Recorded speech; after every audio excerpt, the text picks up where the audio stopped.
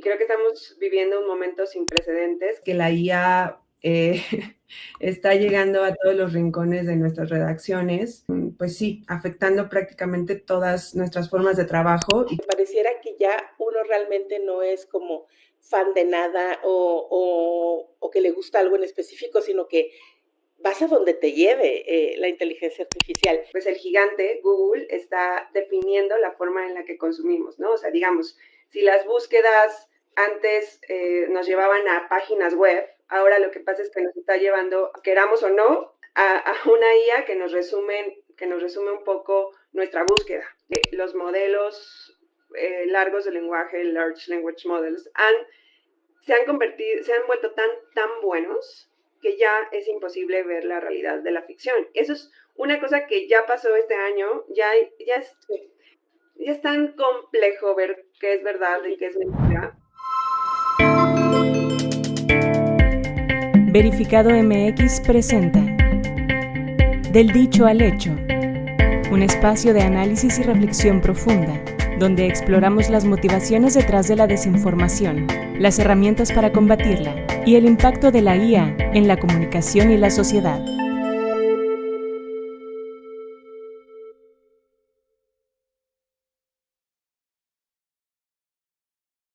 ¿Alguna vez han sentido que su celular les escucha? ¿Que les está dictando incluso qué pensar? Les quiero dar la bienvenida a un nuevo episodio de Del dicho al hecho. Y no, hoy no vamos a hablar sobre ciencia ficción, sino vamos a hablar sobre la arquitectura que sostiene toda nuestra realidad diaria. En 2026, en este año, el 90% del contenido que consumimos tiene influencia de inteligencia artificial. Pero esto no es lo preocupante en sí, sino el algoritmo que decide ponerlo frente a tus ojos. Estamos viviendo en la era de la hiperpersonalización. Es decir, las redes sociales como TikTok, YouTube y Facebook ya no son tanto redes sociales, sino son como motores de predicción. Si te detienes 3 segundos en un video, el algoritmo asume que esa es tu verdad. Hoy vamos a desglosar cómo el diseño de estas plataformas está rompiendo el consenso social y por qué. En la búsqueda de nuestra atención, las plataformas terminaron amplificando lo que más nos puede llegar a dividir. Hoy nos encontramos con el gusto de contar con la presencia de Ana Lagos, jefa de redacción de la revista Guida en Español, esta que es una revista de referencia mundial en cuanto a innovación, ciencia y cultura digital. Ana tiene más de 15 años de experiencia en periodismo y comunicación, con una especialización muy específica en contenidos multimedia y redes sociales. Ana, muchas gracias por estar en este nuevo episodio de Del Dicho al Hecho. No, Daniela, muchísimas gracias por la invitación. Qué gusto escuchar todo esto que está ocurriendo, particularmente desde la llegada de la inteligencia artificial, bueno, particularmente de ChatGPT a finales de 2022, que ha digamos, cambiado el paradigma de los medios de comunicación en particular, pero de prácticamente todas las áreas de nuestra vida.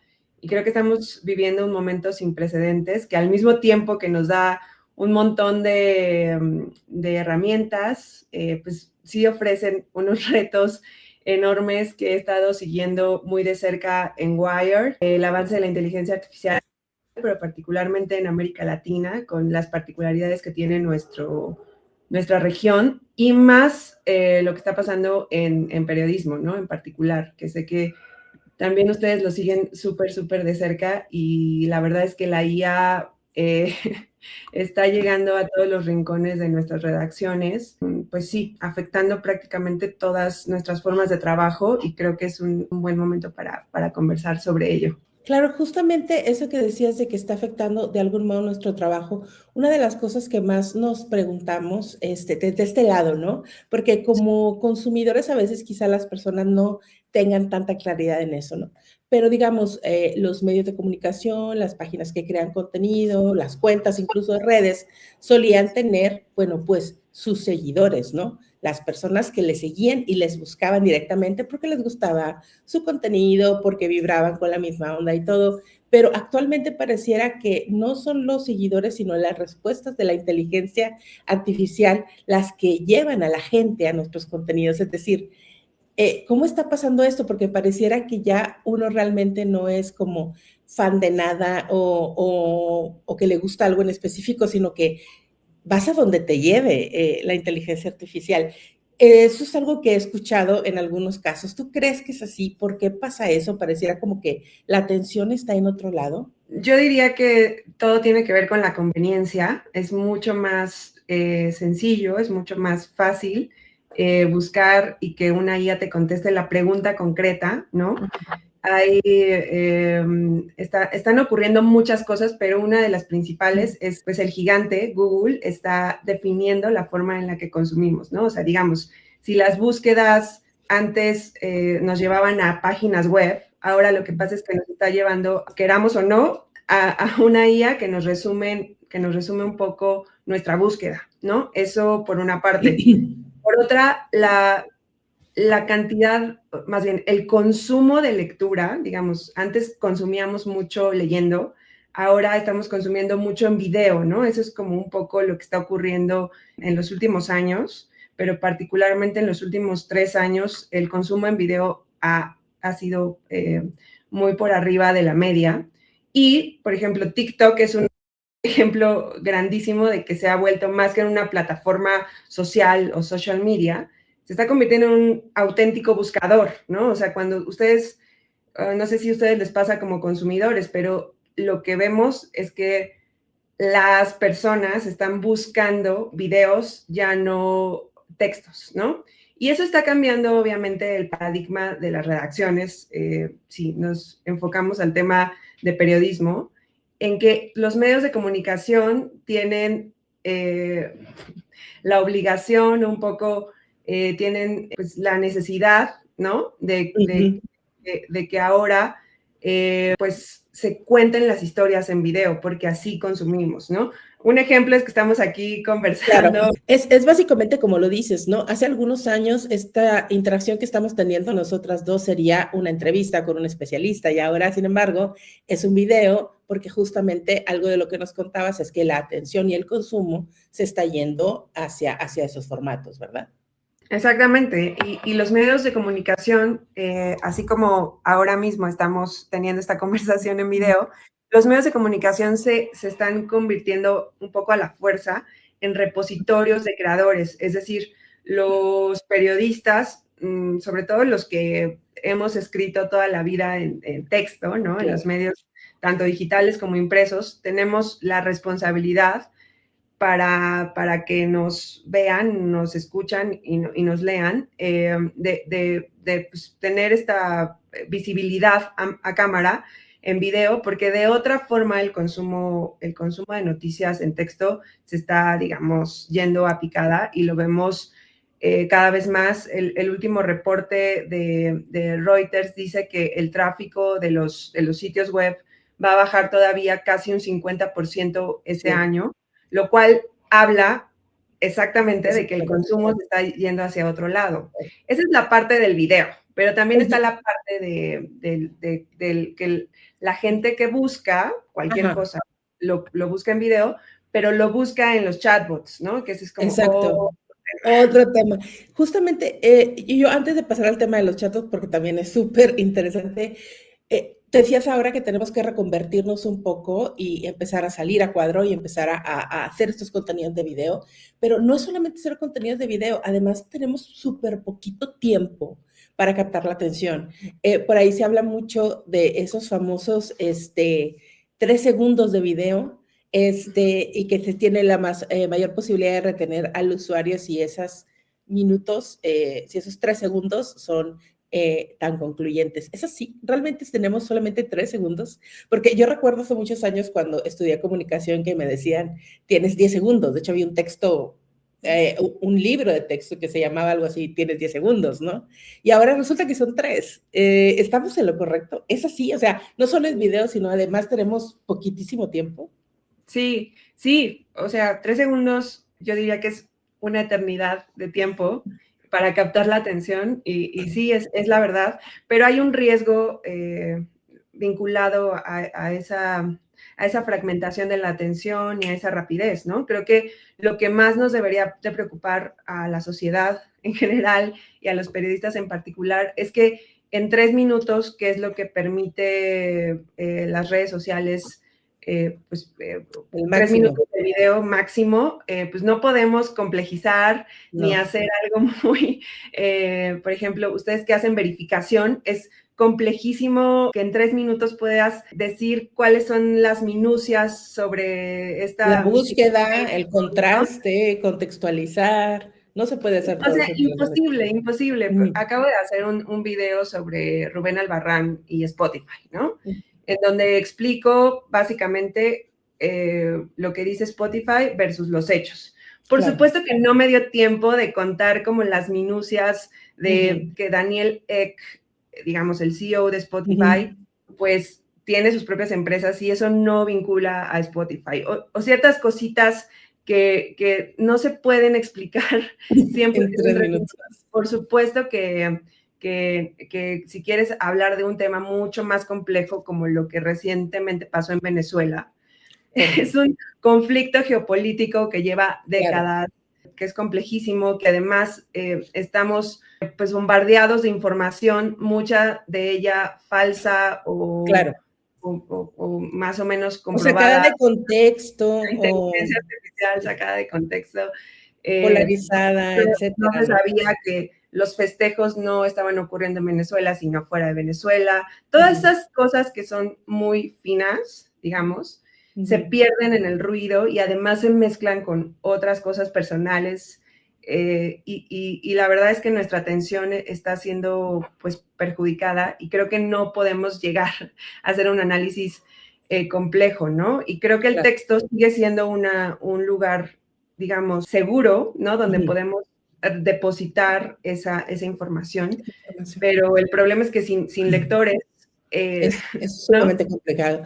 Claro, creo que también otra de las grandes problemáticas de los 3 segundos, además de lo que dices que no nos da la oportunidad de explicar, tiene mucho que ver con que necesitas capturar la atención y muchas veces para capturar la atención, pues necesitas poner algo súper polémico, sensacionalista, indignante, y es ahí cuando lo decíamos un poco en una edición anterior, ¿no? Cuando el clickbait cae rayando la desinformación, ¿no? Cuando deja de ser un recurso estilístico o de periodismo para llamar la atención del lector y se convierte en una mentira, ¿no? Entonces creo que también por ahí tenemos ese gran problema, ¿no? Que los contenidos son, pues así, de ese corte, ¿no? Sensacionalistas, indignantes, y por eso es que rayan tanto en desinformación, ¿no?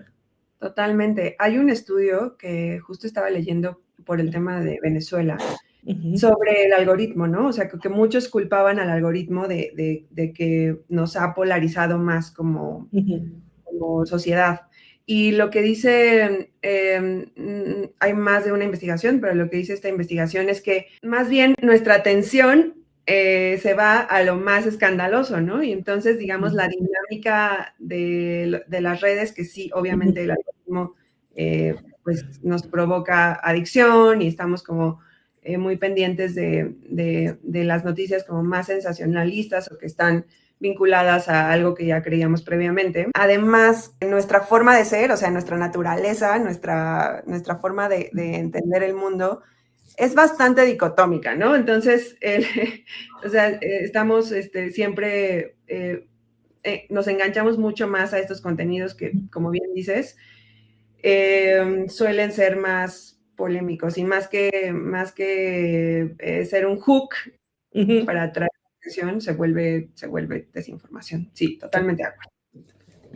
Oye, y una de las cosas que a mí me ha llamado mucho la atención, yo además, bueno, de estar en Verificado también soy docente de periodismo, justamente, entonces eso me da la oportunidad de siempre estar como un poco fuera de lo que es mi propia burbuja informativa, ¿no?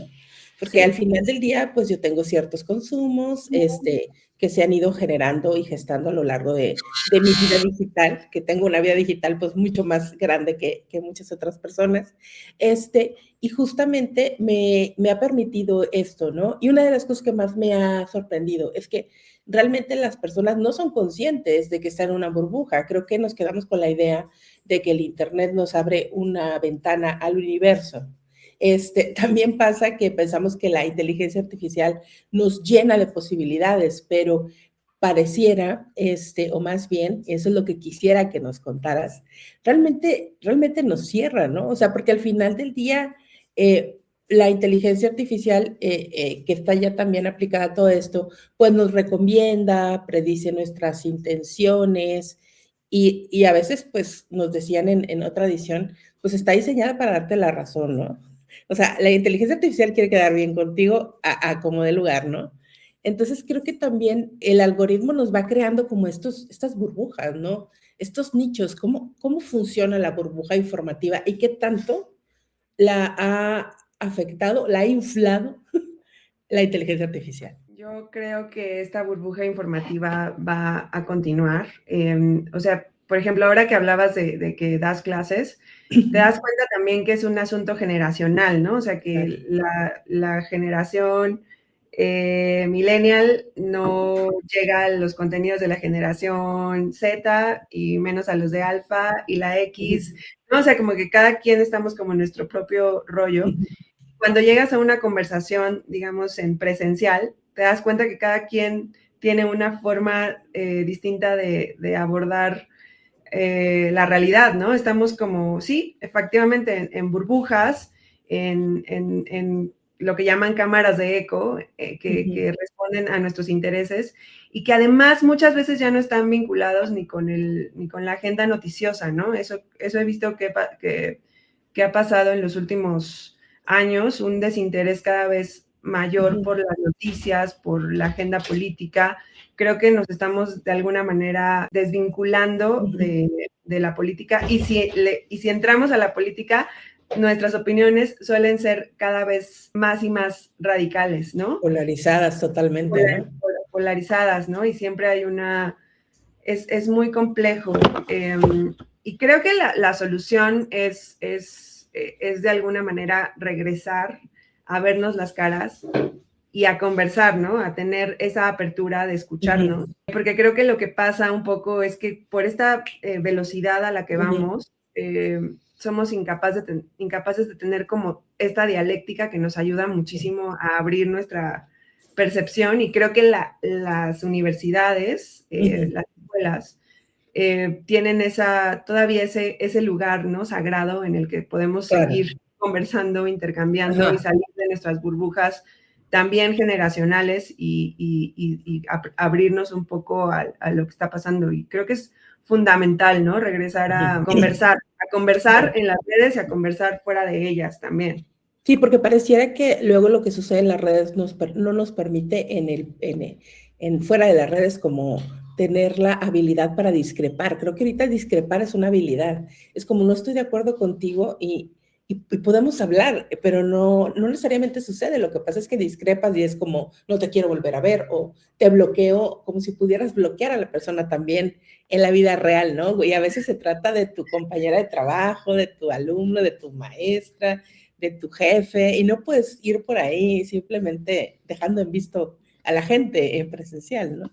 Y si te das cuenta, las conversaciones que se dan en presencia son muy distintas a las que se dan en redes sociales, ¿no? Claro.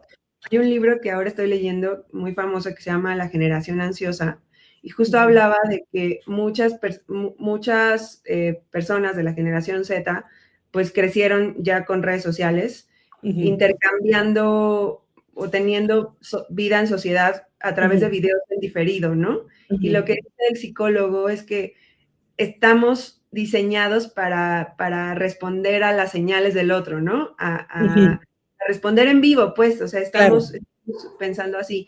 Y cuando no hay esta retroalimentación, ¿no? Una retroalimentación directa, lo que nos ocurre es que nos atrevemos a decir cosas que no diríamos en presencialidad. Y de verdad creo que hay mucha oportunidad de volver a conversar, de volver a hablar, de volver a pensarnos juntos. Y creo que es una tendencia que vamos a ver en los próximos años, ¿no? Yo creo de que el agotamiento mediático va a ser tal, ¿no? Muchos creadores están agotados, ¿no? Muchos periodistas también. ¿Estamos? Levanto la mano. Eso es muy rudo porque todo el tiempo estás como con notificaciones, hay un agotamiento real del cual nos vamos a hartar en poquísimo tiempo y yo creo que vamos a ver en los próximos años, vamos a querer conversar otra vez, vamos a querer escuchar música física, vamos a querer leer libros físicos, vamos a Ir a un querer concierto, ir a un concierto y Esa es la escuchar la razón por la música. que los conciertos se han vuelto mega... Exacto, claro, tiene mucho sentido, ¿no? Queremos, pues sí, Convivencia aglomerarnos. corporal. Claro. Sí. Oye, ahorita decías esto que nos está cansando mucho y yo siempre he tenido esta pregunta porque creo que aunque soy generación X, o sea, no crecí ya con la digitalidad en la palma de mi mano, sí me pasa a veces a mí también que sucede que estás ya agotado, ¿no? Pero no puedes parar, o sea, es como, no estoy haciendo nada y en vez de cualquier otra cosa estás scrolleando, o sea, ¿por qué no podemos, o sea, qué nos hace? Digamos, cuál es la explicación científica, tecnológica detrás de esto, ¿no? ¿Por qué seguimos dando scroll? ¿Cómo está diseñada toda esta interfaz para que sigamos en este scroll infinito o creyendo que tenemos que responder a cualquier notificación que nos llegue en el momento? A pesar de que estemos agotados, ¿no? Nos produce fatiga, pero seguimos consumiendo. ¿Por qué puede llegar a pasarnos esto? Porque estos algoritmos están diseñados por las personas más brillantes del mundo, sin exagerar, para seguir consumiendo de forma adictiva, ¿no? Es un algoritmo diseñado para que continúes y continúes y continúes y continúes, porque produce dopamina que amamos y nos hace sentir vivos en el corto plazo. Y es gravísimo, o sea, sí creo que hay que aminorar nuestro consumo de redes sociales de manera urgente.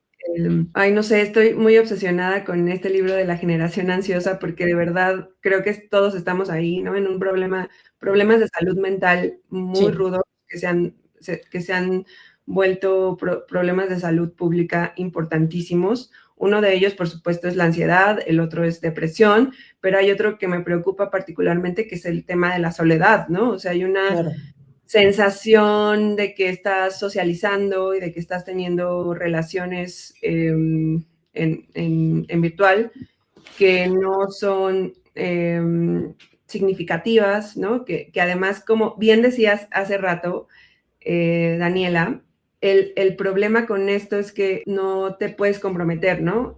Más bien, evita que te comprometas a una relación que tiene pues sus costos y para profundizar en una relación tienes que tener estas conversaciones difíciles y avanzar y golpearte un poco, ¿no? Y creo que las redes sociales te dan esta posibilidad de zafarte y de salirte de ahí, de olvidar lo complejo que puede llegar a ser la vida, ¿no? Y esta adicción nos está llevando a problemas reales, muy reales, de salud pública gravísimos.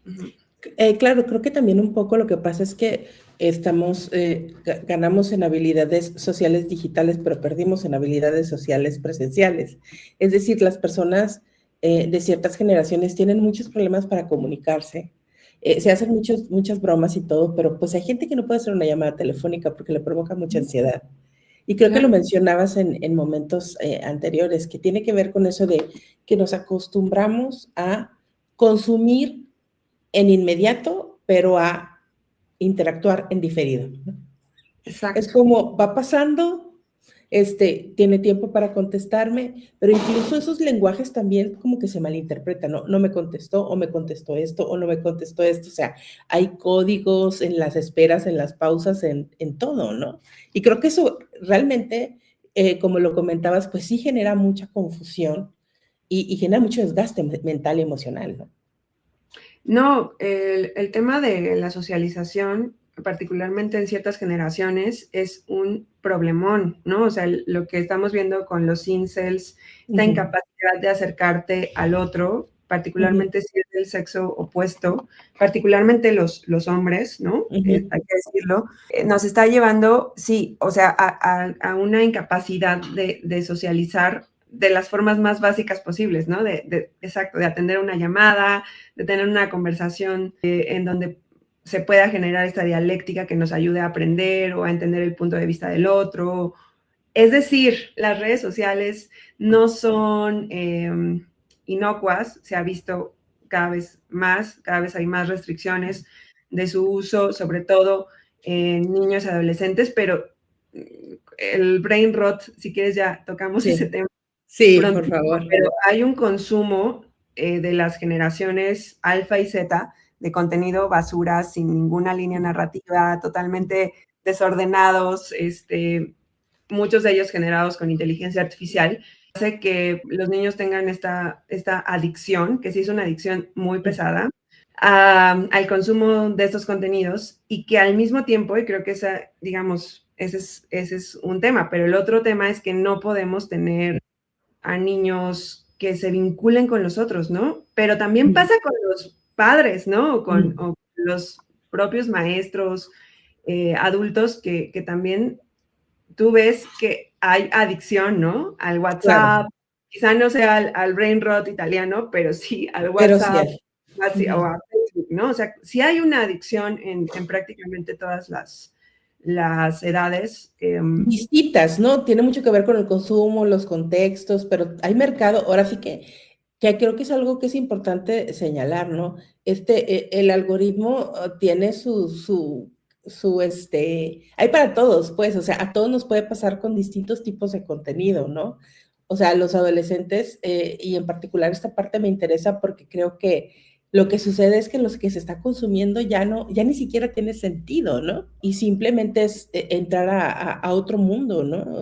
Hablaba recientemente con mi sobrina y me hablaba de estos mundos dentro de TikTok, ¿no? Quienes se identifican como parte de un mundo, quienes se identifican como parte de este mundo y pasan demasiado tiempo ahí, ¿no? Como tales. Entonces, un poco como para no sé, ¿cómo podríamos poner en palabras sencillas a la gente cómo funciona esto? ¿Qué me está haciendo?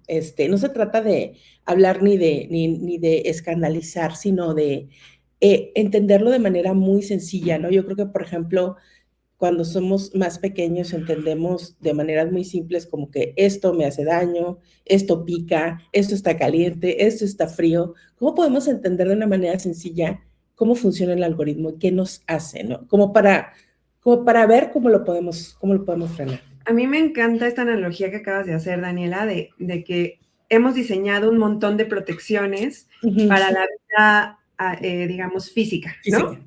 Entonces, por ejemplo, los coches empezaron a tener cinturón, ¿no? Uh-huh. Después de muchas muertes, ya hay cinturones de seguridad. Las sillitas de los niños, ¿no? Uh-huh. Los asientos traseros fue porque había muchas muertes de niños. Entonces ya hay sillitas de niños, ya hay caminos de cebras y semáforos que se escuchan. Y, Uh-huh. o sea, como sociedad hemos desarrollado un montón de protecciones gracias a un montón de accidentes también, ¿no? Que se han provocado en el mundo exterior.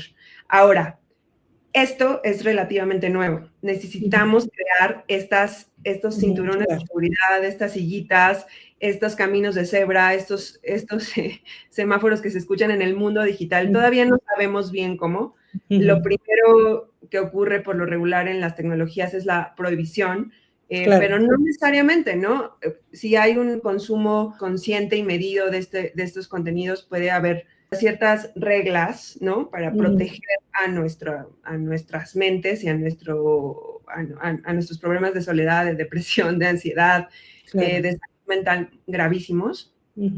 Entonces, sí creo que deberíamos de ir hacia allá, ¿no? Como pensando en qué medidas vamos a tomar en el mundo digital a partir de toda esta información que sabemos. Lamentablemente hay una generación perdida ahí, que es la generación Z sobre todo, pero la alfa un poco, y también millennials que estamos como en ese piquito.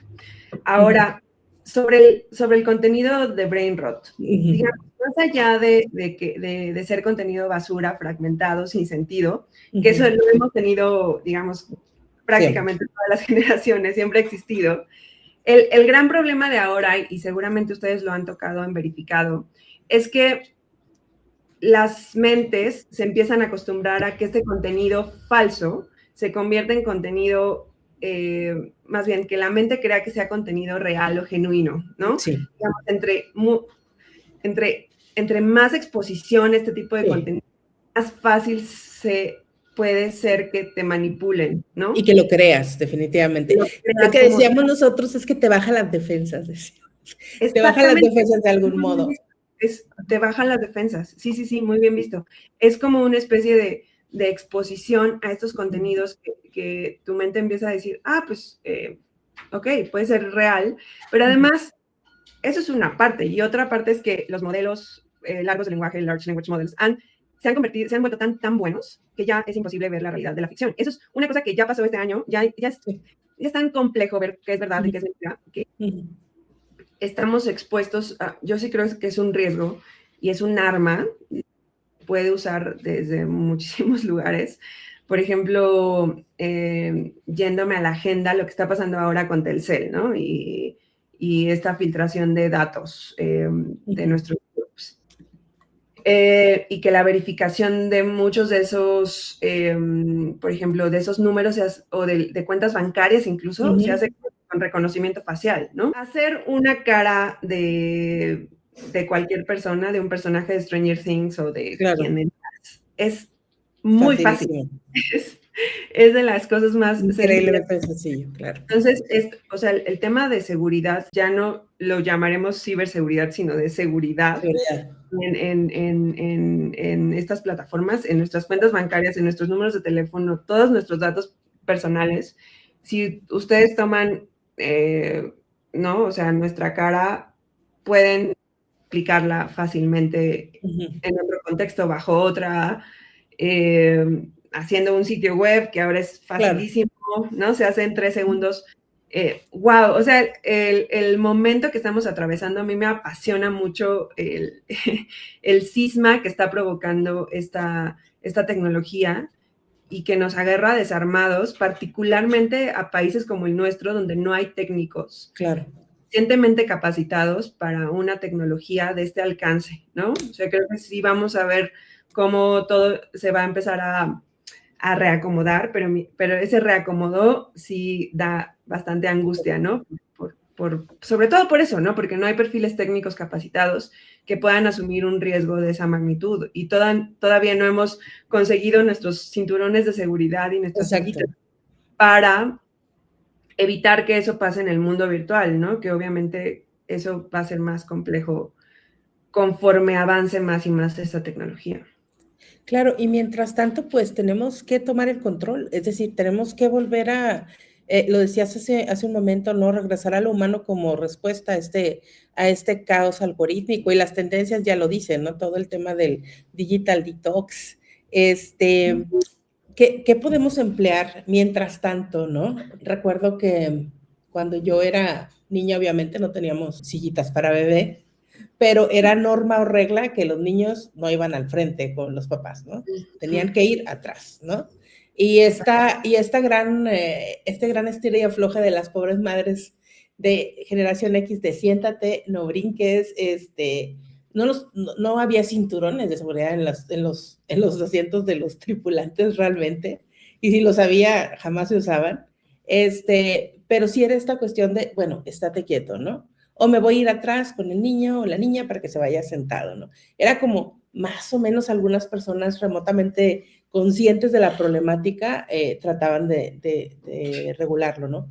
¿Cómo podemos nosotros empezar ahora a tomar el control de nuestro feed, ¿no? ¿De qué manera, porque lo señalabas ahorita, pues la prohibición siempre ha causado a veces más conflictos que cuestiones, digamos, benéficas, ¿no? ¿Cómo podemos empezar en estos momentos a realizar esto en lo que encontramos ahora sí una mejor solución?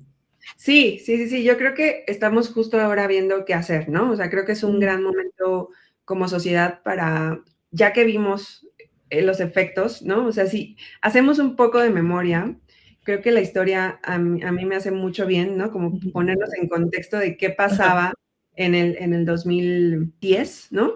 Cuando empezaban las redes sociales y era como una especie de, o sea, Mark Zuckerberg era un héroe y Elon Musk era un semidios, ¿no? Y todos, o sea, había como un entusiasmo por la tecnología y por esta nueva forma de comunicarnos. Y con el paso del tiempo nos hemos dado cuenta de que estas tecnologías no eran tan buenas como pensábamos inicialmente, ¿no?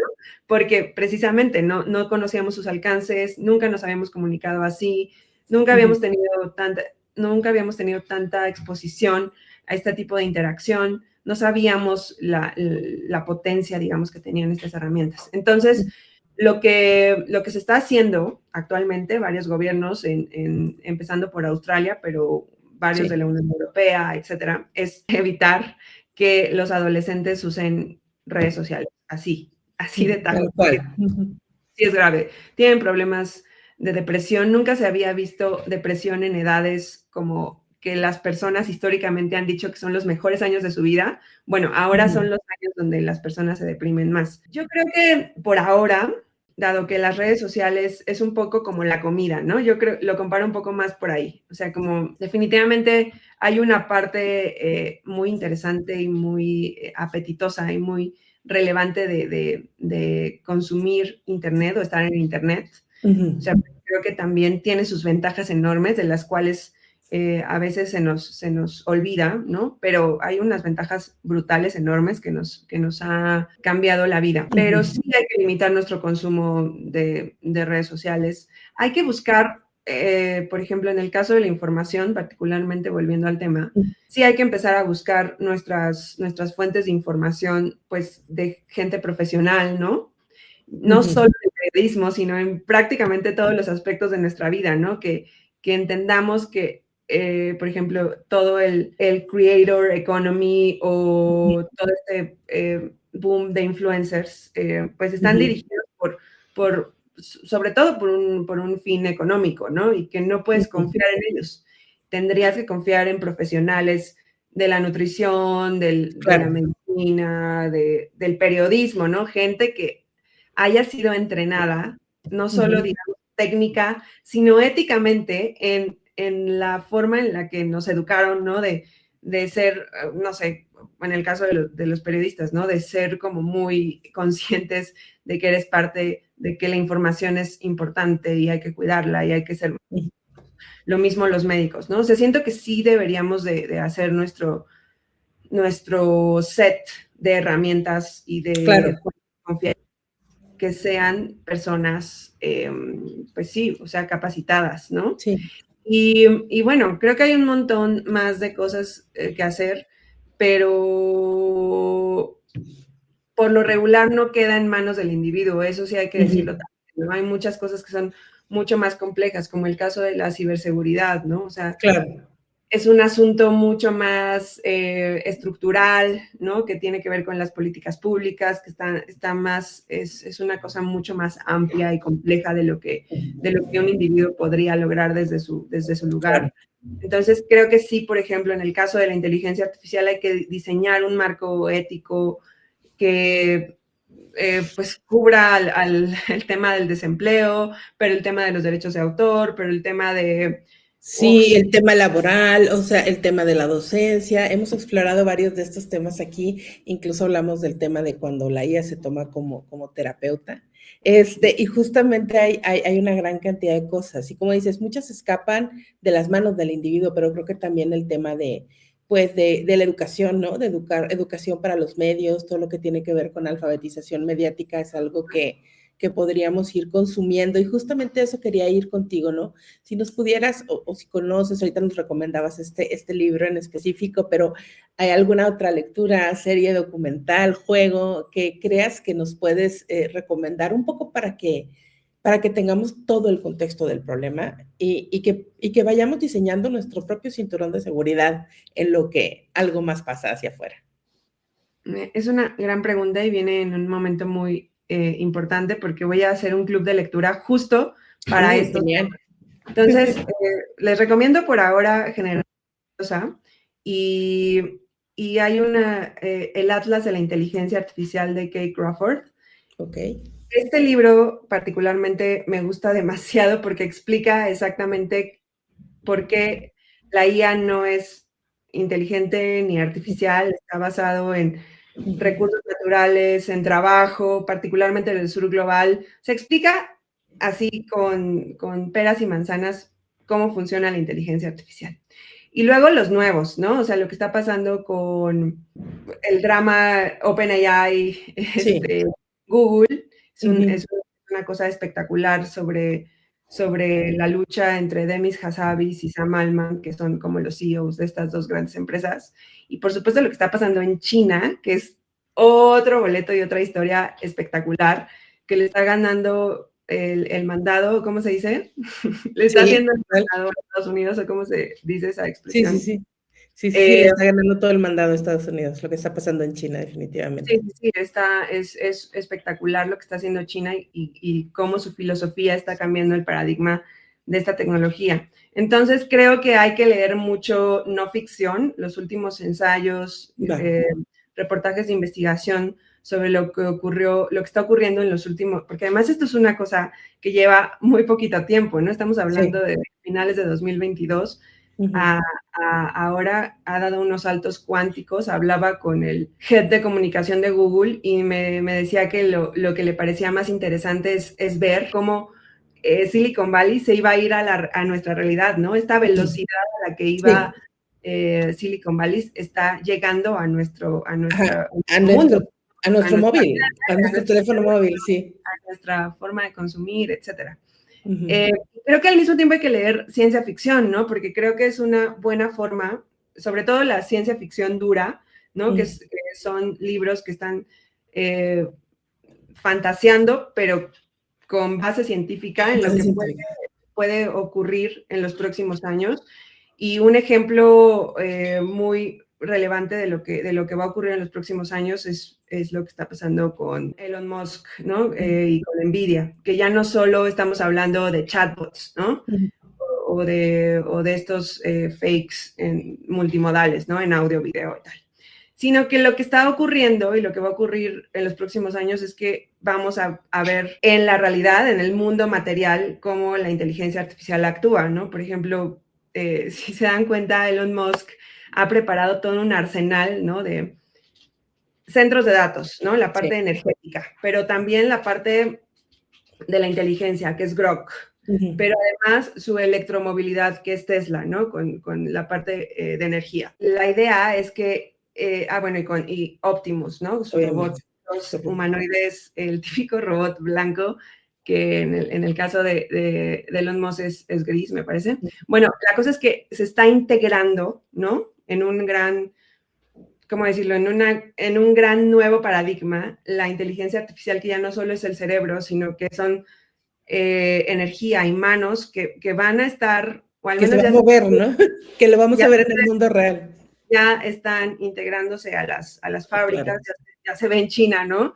Es muy Ujú. común ya ver estas imágenes de robots en las fábricas, humanos entrenando a robots, o sea, robots, o sea, el robot Sí. real que está enseñándole el humano al robot a hacer cosas, ¿no? La idea es que aprendan de física y aprendan a hacer cosas que nosotros haríamos. Eso ya está ocurriendo y a mí me vuela la cabeza cómo vamos a resolver esta nueva forma de entender el mundo, ¿no? Con esta Claro. superinteligencia que, bueno, o sea, hay muchos que dudan de la inteligencia artificial general, ¿no? Esta inteligencia que va a poder reemplazar todas las actividades humanas.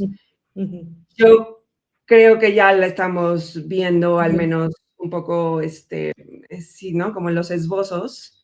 Ujú. Y sí, somos como los hombres primitivos del nuevo mundo, ¿no? Claro.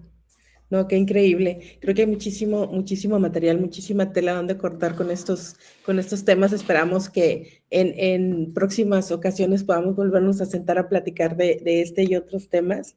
Este, y por ahora realmente, pues ahora sí que tenemos que, desgraciadamente el tiempo es finito, tenemos que terminar, pero me gustaría comentarte, tenemos una dinámica en el dicho al hecho, lo que hacemos es como así tejer un hilo entre uno y otra emisión, gracias a las preguntas que tenemos a veces de nuestros invitados.